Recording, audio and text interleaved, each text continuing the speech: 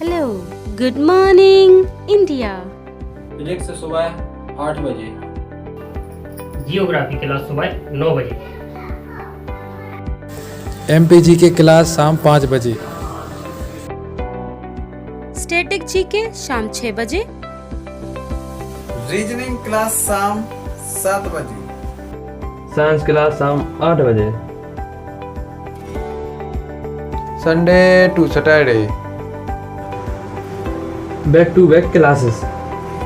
Live from studio. तो आज ही बुंदेलखंड क्लासेस को सब्सक्राइब करें।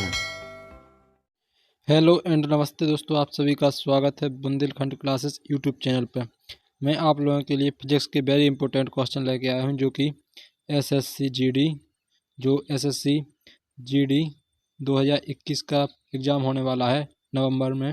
और इसके साथ एमटीएस जो अभी चल रहे हैं पेपर, इनके जो अभी 5 तारीख से स्टार्ट हुए थे और ये नवंबर तक चल रहे हैं। ठीक है, तो इसमें जो पेपर हैं इसकी अभी 5 तारीख और 6 तारीख की शिफ्ट हुई थी। इस शिफ्ट में भी हमारे इस सेशन से काफ़ी क्वेश्चन फंसे हुए हैं। ठीक है, साइंस के। तो इस चीज़ से आप निश्चिंत रहिए कि आपके लिए किस लेवल का पढ़ाया जाए। ठीक है, आपको एक अच्छे लेवल का पढ़ाया जाता है जो कि एग्ज़ाम में फंसेगा ही फंसेगा। ठीक है, तो आइए बिना देरी करते हैं क्वेश्चन के बढ़ते। यहाँ पे पहला क्वेश्चन दिया गया है, यहाँ पे थोड़ी मिस टाइपिंग होगी। यहाँ पे क्या है, 10 की घात 3 बार है, यहाँ पे 10 की घात 0 बार और 10 की घात 5 बार और 10 की घात 4 बार ये लिखा हुआ है। ठीक है, तो इसका जो सही एक बार में कितने, एक बार किसके बराबर होता है? बार एक किसकी यूनिट है? बार एक दाब की यूनिट है। ठीक है, बार एक दाब की यूनिट है, जो कि कौन सी यूनिट है? जैसे कि पास्कल होती है, वो पास्कल तो ऐसा यूनिट होती है। ठीक है, दाब की ऐसा यूनिट होती है, लेकिन ये बार कौन सी इकाई है? तो बार है IUPAC। ठीक है,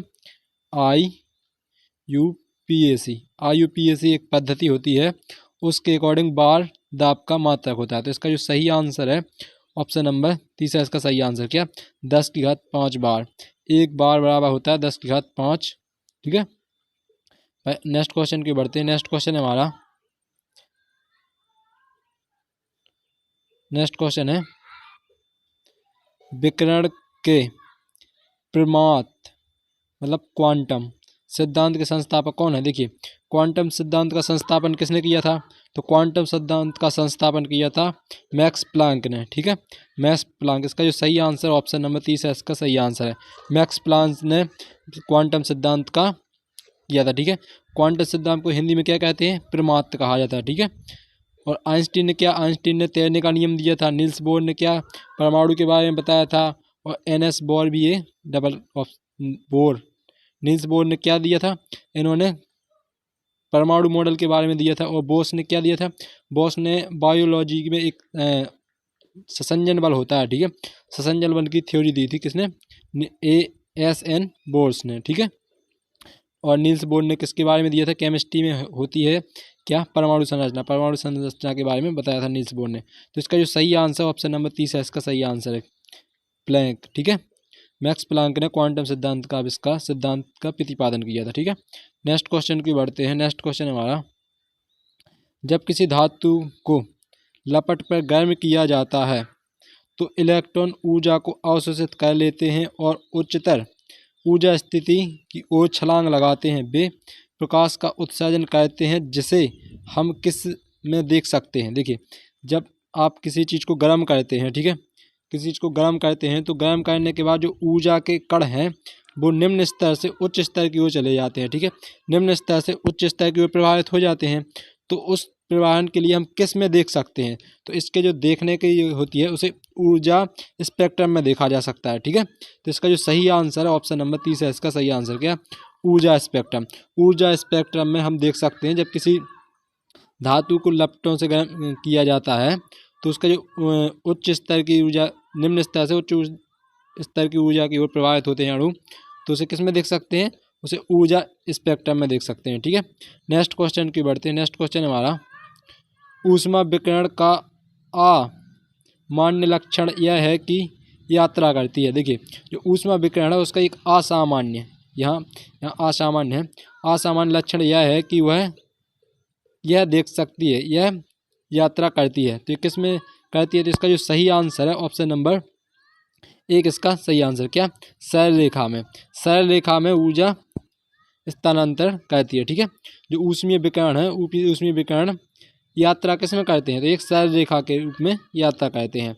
नेक्स्ट क्वेश्चन की बढ़ते हैं। नेक्स्ट क्वेश्चन हमारा, जल कैरोमिति पदार्थ के किस रूप के उपयुक्त क्यों नहीं होती है? देखिए, जल कैरोमिति पदार्थ के रूप में उपयुक्त क्यों नहीं होती है? तो इसका जो सही आंसर है ऑप्शन नंबर 1 इसका सही है, क्योंकि इसकी जो उच्च विशिष्ट ऊष्मा होती है, इसमें उच्च विशिष्ट ऊष्मा होती है, इसी कारण से जल कैरोमिति के रूप में उपयुक्त नहीं किया जा सकता है। इसकी जो क्या होती है, विशिष्ट ऊष्मा होती है, इसमें उच्च विशिष्ट ऊष्मा होती है, इस कारण से इसका उपयोग नहीं किया जा सकता है। ठीक है, उपयुक्त नहीं होती है। नेक्स्ट क्वेश्चन की बढ़ते हैं।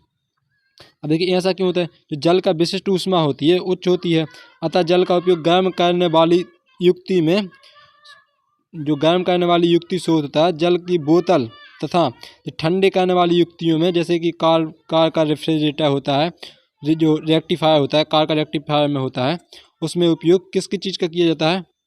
उसमें किया जाता है। ठीक है, तो पारे की विशिष्ट ऊष्मा अधिक होती है, इस कारण से जल कैरोमिति में किसका उपयोग किया जाता है?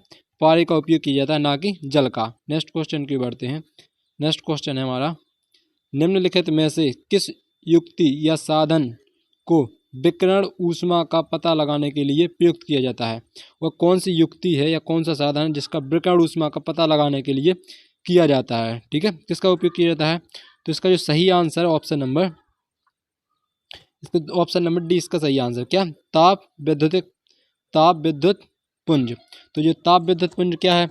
एक ताप विद्युत प्रभाव है आधारित ताप विद्युत पुंज है। ठीक है, इसका उपयोग ऊष्मा विकिरण को मापने के लिए किया जाता है। ठीक है, ऊष्मा संवेदक के रूप में किया जाता है।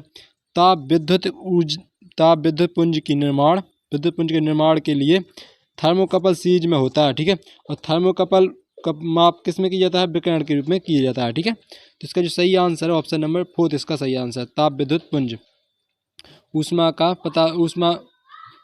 विकिरण ऊष्मा का पता लगाने के लिए किसकी युक्ति का उपयोग किया जाता है?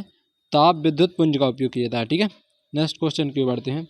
नेक्स्ट क्वेश्चन हमारा, पृथ्वी निम्नलिखित में से क्या है? देखिए, जो पृथ्वी है वे ऊष्मा के संदर्भ में क्या है? पृथ्वी ऊष्मा के संदर्भ में क्या है? तो ऊष्मा के संदर्भ में पृथ्वी एक अच्छा अवशोषक और एक अच्छा विकिरक है। ठीक है, एक अच्छा अवशोषक और एक अच्छा विकिरक है। तो इसका जो सही आंसर ऑप्शन नंबर 30 है, इसका सही आंसर है। ठीक है, जो सूर्य की जो पृथ्वी पर विकिरण पड़ती हैं, वे पृथ्वी अच्छी तरह से ऑब्जर्व करती है, अच्छी तरह से अवशोषित करती है और अच्छी तरह से विकृत भी करती है। तो इसका जो सही आंसर ऑप्शन नंबर 30 है, इसका सही आंसर है। ठीक है, एक अच्छा अवशोषक और अच्छा विकिरक है। ठीक है, नेक्स्ट क्वेश्चन की बढ़ते हैं। नेक्स्ट क्वेश्चन हमारा, साइकिल का टायर अचानक फट जाता है, यह क्या दर्शाता है? देखिए, जो साइकिल का टायर है वो अचानक से फट जाता है, तो वो क्या प्रदर्शित करता है? वो रुद्धोष्म प्रक्रम प्रदर्शित करता है। तो इसका जो सही आंसर ऑप्शन नंबर 2 इसका सही आंसर है, रुद्धोष्म प्रक्रम। अब देखिए, रुद्धोष्म प्रक्रम क्या होता है? जो टायर का जो सिस्टम होता है वो सराउंडिंग माध्यम में हस्तांतरित नहीं होती है। ठीक है, जो तार का जो सिस्टम होता है टायर के सिस्टम में सिस्टम और सराउंडिंग के माध्यम में हस्तांतरित नहीं होता है, अतः यह एक रुद्धोष्म प्रक्रम है। रुद्धोष्म प्रक्रम में क्या होता है कि जो बाहर की ऊष्मा है और जो अंदर की ऊष्मा है वो आदान प्रदान नहीं होती है। ठीक है, और जहाँ पर टायर घलता है वहाँ उस एरिया का तापमान क्या हो जाता है? वहाँ के एरिया का तापमान हो जाता है शून्य, क्योंकि वो ठंडी पड़ जाती है। ठीक है, तो इसका जो सही आंसर ऑप्शन नंबर 2 इसका सही आंसर। साइकिल का टायर अचानक फट जाता है तो ये क्या दर्शाता है? ये रुद्धोष्म प्रक्रम दर्शाता है। ठीक है, नेक्स्ट क्वेश्चन की ओर बढ़ते हैं। देखिए, इसमें ना तो रुद्धोष्म प्रक्रम में ऊर्जा ना तो अंदर से बाहर जाती है, ठीक है, ना बाहर से अंदर आती है। इस चीज़ का इसमें विशेष ध्यान रखा जाता है। ठीक है, नेक्स्ट क्वेश्चन की बढ़ते हैं। नेक्स्ट क्वेश्चन हमारा, निम्नलिखित में से किस भौतिक मात्रा के युग में समान आयाम होते हैं? देखिए, जो समान आयाम जिसका विमीय सूत्र एक समान होता है वो दिए गए ऑप्शन में से वह कौन सी चीज़ है? तो इसका जो सही आंसर ऑप्शन नंबर 30 है, इसका सही आंसर। क्या? कार्य एवं ऊर्जा। कार्य का मात्रक क्या होता है? जूल, और उसमें ऊर्जा का मात्रक भी क्या होता है? जूल। ठीक है, इनका जो ऐसा ही मात्रक होता है वो कार्य का भी जूल होता है और ऊर्जा का भी जूल होता है। तो इनका जो भौतिक मात्रक है वो एक समान होता है। इनका विमीय सूत्र क्या होता है? इनका विमीय सूत्र होता है m1l2t-2, ठीक है। ये होता है इनका। m यहाँ पर द्रव्यमान को दर्शाता है, l यहाँ पर लंबाई को, t यहाँ पर क्या समय को दर्शाता है, ठीक है। और इनका जो SI मात्रक है, SI मात्रक क्या है, इनका SI मात्रक है न्यूटन मीटर, ठीक है। न्यूटन मीटर इनका SI मात्रक है। नेक्स्ट क्वेश्चन की बढ़ते हैं। नेक्स्ट क्वेश्चन हमारा, शब्द इंसुलेशन आपतन का अर्थ क्या होता है। देखिए इंसुलेशन हिंदी में क्या कहते हैं आपतन, और इंग्लिश में क्या कहते हैं इंसुलेशन। इंसुलेशन या आपतन का अर्थ क्या है, तो इसका जो सही आंसर है ऑप्शन नंबर 20 का सही आंसर है। क्या, आने वाली सौर विकिरण। जो आने वाली सौर विकिरण होती है उसे आपतन किरण कहा जाता है। आपतन किरण होता है, आपतन कोण होता है, इसी प्रकार से इसे इंसुलेशन के क्या कहा जाता है, इसे कहा जाता है आपतन विकिरण। नेक्स्ट क्वेश्चन की बढ़ते हैं। नेक्स्ट क्वेश्चन हमारा, ऊष्मागतिकी का कौन सा नियम यह कहता है कि बिना किसी बाह्य कारण की सहायता के किसी कम तापमान वाली वस्तु से किसी उच्च तापमान वाली वस्तु को ऊष्मा स्थानांतर नहीं की जा सकती है। देखिए जो ऊष्मागतिकी का कौन सा नियम है जो कि बाह्य कारण की सहायता, किसी मतलब बाह्य सहायता के बगैर उच्च तापमान वाली वस्तु को, जो कम तापमान वाली वस्तु है, किसी कम तापमान वाली वस्तु से उच्च तापमान वाली वस्तु को ऊष्मा का हस्तांतरण नहीं किया जा सकता। देखिए जनरली क्या होता है कि उच्च तापमान, जैसे कहीं पर यहाँ पर मान लो 100 डिग्री सेल्सियस तापमान और यहाँ पर 40 डिग्री सेल्सियस तापमान है, तो जनरली क्या होता है, जनरली होता है कि 100 वाला होता है, इस 100 वाले टेम्परेचर से 40 वाले टेम्परेचर की नॉर्मल इस किसी बाह्य कारक की आवश्यकता नहीं पड़ती, सीधे ज़रूरत हो जाती है, ठीक है, सीधे ये स्थानांतरित हो जाता है। लेकिन यह कौन सा नियम है जो कि ऊष्मागतिकी का यह बताता है कि कम तापमान वाली वस्तु से उच्च तापमान वाली वस्तु के स्थानांतर नहीं की जा सकती है। तो ऊष्मागतिकी का दूसरा नियम है, ठीक है।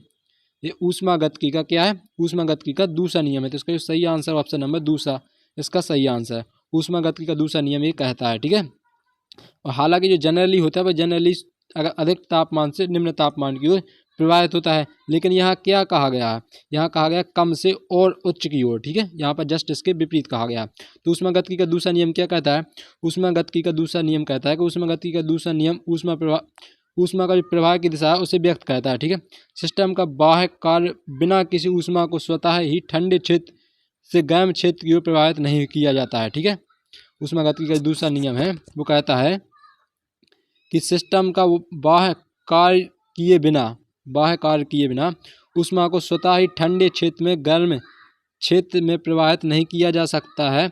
उदाहरण के लिए जैसे रेफ्रिजरेटर जो आपका फ्रिज होता है में उसमें ऊष्मा ठंडे क्षेत्र से गर्म क्षेत्र में प्रवाहित होती है, ठीक है, ठंडे क्षेत्र से गर्म क्षेत्र में प्रवाहित होती है। लेकिन जो रेफ्रिजरेटर फ्रिज पद्धति की अंतर्गत जो रेफ्रिजरेटर की पद्धति है वो किसके अंतर्गत आती है, वो ऐसा केवल बाह्य एजेंट द्वारा बल लगाने पर ही होता है, ठीक है। रेफ्रिजरेटर में क्या होता है, जब अपन उसमें एक इलेक्ट्रिसिटी बहती है ना, उस कारण से ही ये संभव हो पाता है। तो आई होप आप लोगों के लिए ऊष्मागतिकी का दूसरा नियम समझ में आ गया होगा, ठीक है।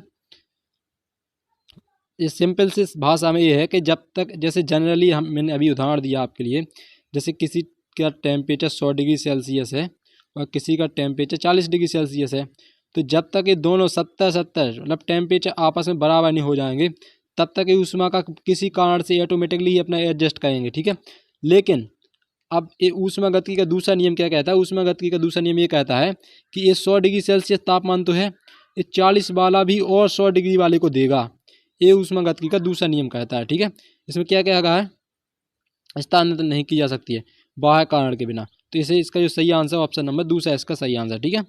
ये जनरली होता है ऐसा, लेकिन अपन इसके जस्ट अपोजिट कहेंगे तो इसमें किसी बाह्य कारक की जरूरत पड़ेगी। नेक्स्ट क्वेश्चन की बढ़ते हैं। नेक्स्ट क्वेश्चन हमारा, एक पूर्ण दोलन के दौरान एक सरल लोलक के सूत्र द्वारा किया गया कार्य किसके तुल्य होता है। एक पूर्ण दोलन के दौरान एक सरल लोलक के सूत्र द्वारा किया गया कार्य किसके तुल्य होता है। तो इसका जो सही आंसर है ऑप्शन नंबर डी इसका सही आंसर, क्या, शून्य। शून्य क्यों, शून्य इसलिए होता है क्योंकि साइंस की भाषा में जो कार्य होता है वो कार्य क्या होता है, वो किसी चीज़ में परिवर्तन को दर्शाता है। ठीक है, यदि आप सिर पे बोझा रख के कहीं पे जा रहे हैं तो आपका किया गया कार्य क्या होगा, शून्य होगा। क्यों? क्योंकि आपकी कोई अवस्था परिवर्तन नहीं हुई। ठीक है, इस कारण से साइंस की भाषा में, हालांकि आपने यहाँ से मूड पे जो बोझा रखा हुआ है वो यहाँ से कहीं 2 किलोमीटर 10 किलोमीटर दूर भी ले जाओ तो उससे कोई फर्क नहीं पड़ेगा, लेकिन इसकी जो अवस्था परिवर्तन है वो नहीं हुई है। ठीक है, तो इसका जो सही आंसर है ऑप्शन नंबर 4, इसका सही आंसर शून्य। अब देखिए, एक डोरी द्वारा साधारण लोलक किया गया कार्य एक दोलन गति के दौरान शून्य होती है। अब ऐसा क्यों? क्योंकि डोरी में जो तनाव पूर्णतः डोरी के समानांतर घटक के समाप्त कर देती है। ठीक है, जो समानांतर घटक होता है उसको समाप्त कर देती है। यह स्थिति डोरी के पुनः पूर्व स्थिति में ला देती है। देखिए, जैसे यहाँ पर कोई लोलक है। ठीक है, यहाँ पर कोई लोलक है और यहाँ से ये यहाँ पर गया और फिर यहाँ से यहाँ गया। ठीक है, लेकिन ये अपनी प्रारंभिक अवस्था में तो वहीं का वहीं है, ये आ गया, तो इसमें कोई परिवर्तन नहीं हुआ क्योंकि ये यहीं का यहीं है। यहाँ से जाने के बाद भी ये यहीं पे आ गया और यहाँ से जाने के बाद भी वो यहीं पे आ गया, तो वो लोलक यहीं पे ही है, इसके द्वारा किया क्या क्या है, शून्य है, क्योंकि इसमें अवस्था परिवर्तन नहीं हुआ। ठीक है, नेक्स्ट क्वेश्चन की बढ़ते हैं। नेक्स्ट क्वेश्चन है हमारा, ध्वनि की उच्चता किस पर निर्भर करती है? जो ध्वनि की उच्चता है, तेज बोलना कम बोलना, ये किस पर निर्भर करता है? तो इसका जो सही आंसर है ऑप्शन नंबर 30 है इसका सही आंसर। क्या? आयाम। आयाम क्या होता है? इसका जो सही आंसर है ऑप्शन नंबर 30 है इसका सही आंसर। क्या? आयाम। ठीक है, ध्वनि की प्रबलता ध्वनि के तरंग के आयाम पर निर्भर करती है। आयाम की अधिकता ध्वनि की ऊर्जा प्रदान करती है। ठीक है, उसमें जितनी अधिक ऊर्जा होगी उसका आयाम उतना ही अधिक होगा। ठीक है, आयाम क्या होता है?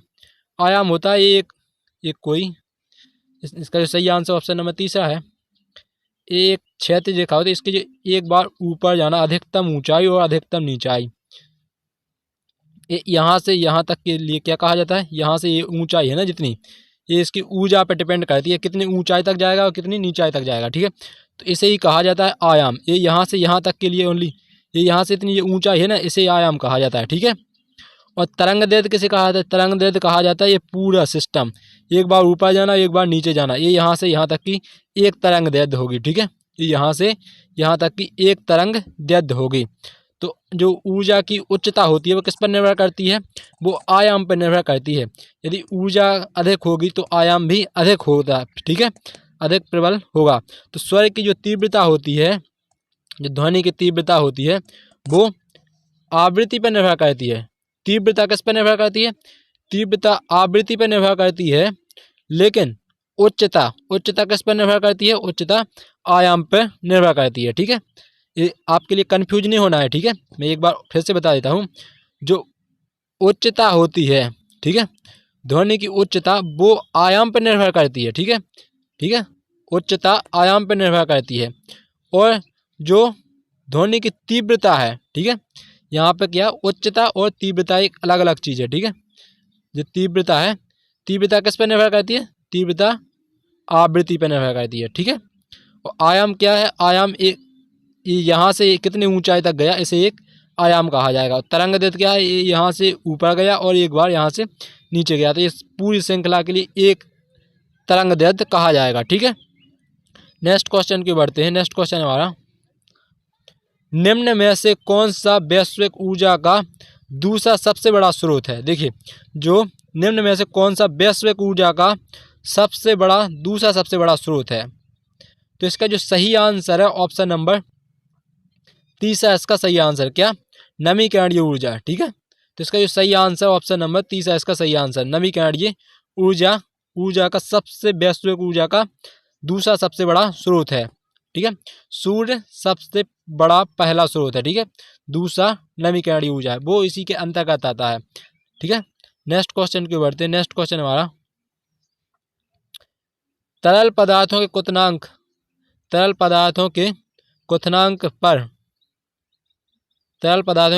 पर क्या होता है? देखिए, जो तरल पदार्थों का क्वथनांक होता है वो कैसा होता है, किस प्रकार की प्रकृति का होता है? तो इसका जो सही आंसर है ऑप्शन नंबर 30 है इसका सही आंसर। क्या? तरल पदार्थों का क्वथनांक तापमान नियत रहता है। ठीक है, तरल पदार्थों के क्वथनांक पर तापमान नियत रहता है। तो इसका जो सही आंसर ऑप्शन नंबर 30 है, इसका सही आंसर है। ठीक है, नेक्स्ट क्वेश्चन की बढ़ते हैं। नेक्स्ट क्वेश्चन है हमारा, निम्नलिखित में से किस प्रक्रिया में अणुओं की वास्तविक गति के माध्यम से उच्च तापमान से निम्न तापमान की ऊष्मा का संचरण होता है। ठीक है, किस तापमान के किस माध्यम के कारण, तापमान के किस वास्तविक माध्यम के कारण उच्च तापमान से निम्न तापमान की ओर प्रभावित होता है। तो इसका जो सही आंसर है ऑप्शन नंबर 30 है, इसका सही आंसर क्या, संवहन। संवहन के कारण ऊर्जा का जो तापमान है उच्च तापमान से निम्न तापमान की ओर स्थानांतरण होता है। ठीक है, जो अभी मैंने बताया, जैसे अभी मैंने बताया था 100 डिग्री सेल्सियस से कोई 40 डिग्री सेल्सियस का तापमान है। ठीक है, एक वस्तु 100 डिग्री सेल्सियस इसका तापमान है और एक वस्तु है जिसका टेम्परेचर 40 डिग्री सेल्सियस है। ठीक है, तो ये 100 डिग्री से तापमान 40 डिग्री की ओर प्रभावित होगा और कब तक होगा, जब तक कि ये दोनों बराबर नहीं हो जाते। ठीक है, जब तक कि ये दोनों बराबर, इन दोनों का योग क्या 70, तो ये 70 जब तक नहीं हो जाएंगे तब तक ऊर्जा का स्थानांतरण होगा। लेकिन ऊर्जा का स्थानांतरण किस से होगा, किस माध्यम में होगा, वो होगा संवहन के माध्यम से। ठीक है, वो किस माध्यम से होगा, संवहन के माध्यम से होगा। ठीक है, नेक्स्ट क्वेश्चन की ओर बढ़ते हैं। नेक्स्ट क्वेश्चन हमारा, सुपर कूलिंग पर अभिक्रिया तरल के किस बिंदु पर शीतलन से है। देखिए, जो सुपर कूलिंग का अभिक्रिया है वो तरल के किस बिंदु पर शीतलन से है। ठीक है, तो जो हिमांक के नीचे होता है ना, जहाँ एक कोई चीज़ जम जाती है, जैसे कि 4 डिग्री सेल्सियस पर, जैसे कोई भी चीज़ जैसे ग्लिसरीन वगैरह है और भी घी वगैरह समझो, वो जमता है किसी टेम्परेचर पर। ठीक है, ठीक है, तो वो टेम्परेचर जिस पर जमता है उसे कहा जाता है हिमांक पॉइंट। ठीक है, उसे कहा जाता है हिमांक बिंदु। लेकिन उससे और अधिक, उससे और नीचे के जो होता है उसे क्या जाता है, सुपर कूलिंग कहा जाता है। तो हिमांक के नीचे की जो वस्तु होती है, हिमांक से नीचे, उसे कहा जाता है सुपर कूलिंग। ठीक है, नेक्स्ट क्वेश्चन की ओर बढ़ते हैं। इसका जो सही आंसर ऑप्शन नंबर 2 है, इसका सही आंसर है। नेक्स्ट क्वेश्चन, पर्वतीय क्षेत्रों में जल का क्वथनांक क्या होता है। देखिए, जो पर्वतीय क्षेत्र होते हैं उनमें जल का क्वथनांक कैसा होता है, निम्न होता है, समुद्र स्थल से के अधिक होता है, तो कैसा होता है। तो इसका जो सही आंसर ऑप्शन नंबर 2 है, इसका सही आंसर क्या, समुद्र तल पर जितना होता है उससे कम होता है। ठीक है, पर्वतीय स्थानों पर, पहाड़ी वाले स्थानों पर जल का क्वथनांक, जैसे यदि समुद्र तल पर जल का क्वथनांक कितना 100 डिग्री सेल्सियस है। ठीक है, तो जो पर्वत वाले स्थान होंगे वहाँ पर इससे थोड़ा कम होगा, 80 या 90, मतलब 100 से कम ही होगा। ठीक है, जो पर्वत वाले स्थानों पर क्या होता है, समुद्र तल से क्वथनांक कम होता है। तो इसका जो सही आंसर ऑप्शन नंबर 2 है, इसका सही आंसर है। ठीक है, समुद्र तल पे जितना होगा उससे कम होगा। ठीक है, पर्वत वाले स्थानों पर। नेक्स्ट क्वेश्चन की ओर बढ़ते हैं। नेक्स्ट क्वेश्चन हमारा, अब ऐसा क्यों होता है, ऐसा इसलिए होता है क्योंकि वायुमंडलीय दबाव के कारण ऊंचाई, अधिक ऊंचाई पर जाने पर वायुमंडलीय दाब बढ़ता है। ठीक है, यहाँ पे वायुमंडलीय दाब नहीं होता है पृथ्वी पर उतना, यहाँ पर तो नॉर्मल होता है, लेकिन पर्वत वाले स्थानों पर वायुमंडलीय दाब बढ़ता है जिससे क्वथनांक कम होता है। ठीक है, नेक्स्ट क्वेश्चन की बढ़ते हैं। नेक्स्ट क्वेश्चन हमारा, जब नेट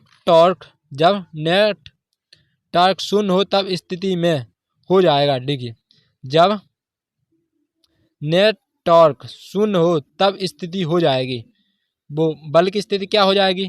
तो इसका जो सही आंसर है ऑप्शन नंबर 2 है, इसका सही आंसर का कोणीय वेग स्थिर हो जाएगा। ठीक है, जब नेट टॉर्क शून्य हो जाएगा, टॉर्क क्या होता है, टॉर्क एक कोण होता है। ठीक है, घूर्णन आघूर्ण बल होता है ना, जो आघूर्ण बल होता है उसे टॉर्क कहा जाता है। ठीक है, तो ये स्थिर तब हो जाएगा जब कोणीय वेग शून्य हो जाएगा। ठीक है, तो इसका जो सही आंसर ऑप्शन नंबर 2 है, इसका सही आंसर है। नेक्स्ट क्वेश्चन की बढ़ते हैं। नेक्स्ट क्वेश्चन हमारा, पानी का क्वथनांक ऊंचाई पर कम क्यों हो जाता है।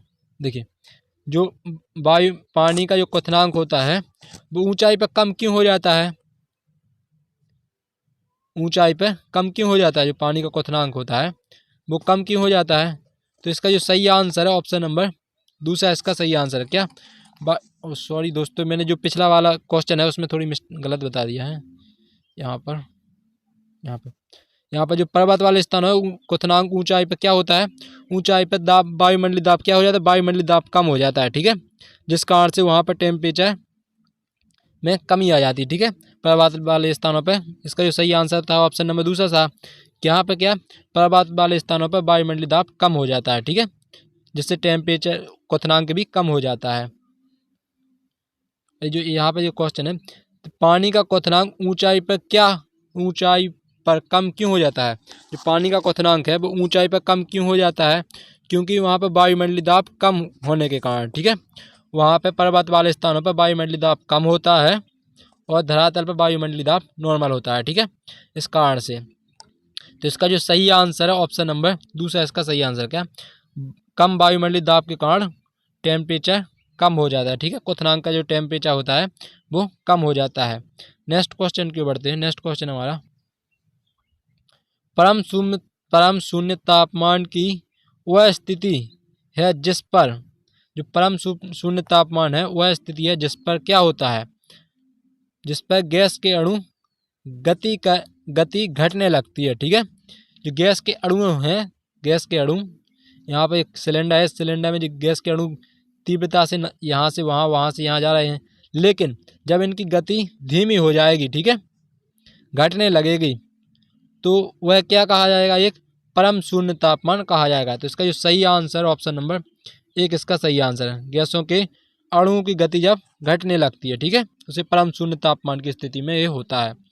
नेक्स्ट क्वेश्चन की बढ़ते हैं। नेक्स्ट क्वेश्चन हमारा, एक तोप फायरिंग के बाद पीछे क्यों हटती है। एक तोप फायरिंग के बाद पीछे क्यों हटती है। ये होता है क्रिया के प्रति विपरीत प्रतिक्रिया। देखिए, इसके न्यूटन के गति के तीसरे नियम के कारण होता है। तो इसका जो सही आंसर ऑप्शन नंबर तीसरा, इसका सही आंसर क्या, न्यूटन की गति का तीसरा नियम। न्यूटन की गति के तीसरे नियम के कारण ये होता है कि क्रिया के विपरीत प्रतिक्रिया। तो जो गोली जितने वेग से आगे जाती है उतने ही वेग से बंदूक को पीछे की ओर ढकेलती है। ठीक है, तो ये क्या होता है, क्रिया के विपरीत प्रतिक्रिया। तो इसका जो सही आंसर है ऑप्शन नंबर तीसरा, इसका सही आंसर। ठीक है, नेक्स्ट क्वेश्चन की बढ़ते हैं। देखिए दोस्तों, यदि आप लोगों के लिए सेशन पसंद आता है तो लाइक शेयर एंड सब्सक्राइब करना मत भूलिए। अपने ज़्यादा से ज़्यादा स्टडी ग्रुप में शेयर कीजिए। ठीक है दोस्तों। नेक्स्ट क्वेश्चन है हमारा, निम्नलिखित में से कौन सी सरल आवर्त गति का उदाहरण है। देखिए, निम्न में से कौन सी सरल आवर्त गति का उदाहरण है। तो इसका जो सही आंसर है ऑप्शन नंबर दूसरा, इसका सही आंसर है। ठीक है, सरल लोलक की घड़ी। जो सरल लोलक की गति है वो एक सरल आवर्त की गति है। ठीक है, सरल आवर्त की गति है। इसका सही आंसर ऑप्शन नंबर दूसरा, इसका सही आंसर है, क्योंकि जो सरल लोलक होता है वो यहाँ से वहाँ आता जाता है। ठीक है, नेक्स्ट क्वेश्चन हमारा, निम्न में से कौन सा ऊष्मा स्थानांतरण करने का तरीका है। देखिए, ऊष्मा स्थानांतरण करने का तरीका क्या है, अभी मैंने इसके जस्ट पहले हिंदी में बताया था। ठीक है, वो क्या, संवहन था। ठीक है, तो इंग्लिश में उसे क्या कहा जाता है, उसमें इंग्लिश में कहा जाता है कन्वेक्शन। ठीक है, कन्वेक्शन। ठीक है, इसका जो सही आंसर ऑप्शन नंबर एक, इसका सही आंसर है क्या, कन्वेक्शन। देखिए, मैं अभी बता देता हूँ आप लोगों के लिए, यहाँ पे बताया था मैंने। देखो, ये है क्या है, माध्यम, ऊर्जा किस माध्यम में एक दूसरे से दूसरे माध्यम में जाती है। तो यहाँ पे मैं बताया था संवहन के कारण। तो संवहन को इंग्लिश में क्या कहा जाता है, इंग्लिश में कहा जाता है संवहन के लिए कन्वेक्शन। ठीक है, कन्वेक्शन। थैंक यू दोस्तों, ये स्लाइड यहीं पर थी।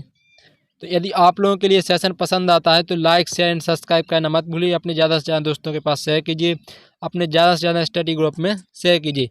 और यदि आपके लिए कुछ भी नया सीखने को मिला हो तो आप वीडियो को लाइक करना मत भूलिए। ठीक, थैंक यू दोस्तों फॉर वॉचिंग।